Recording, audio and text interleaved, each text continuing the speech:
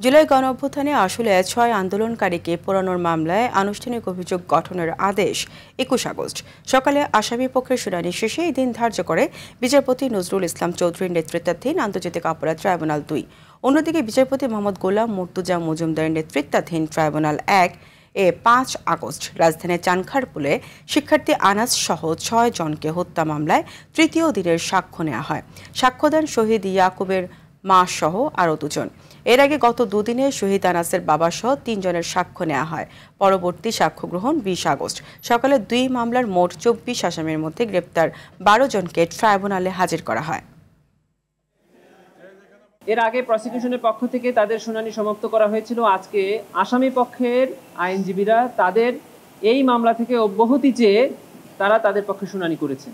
২১ August ২০২৫ তারিখে এই charge গঠনের উপরে আদেশের জন্য দিন ধার্য আছে। ওই দিন নির্ধারণ হবে যে আসামির বিরুদ্ধে চার্জ গঠন হবে নাকি ওনারা এই অভিযোগ থেকে অব্যাহতি পাবে। চাংখারপুল এলাকাতে সংগঠিত মানবতা বিরোধী অপরাধের সাক্ষ্য গ্রহণ চলছে।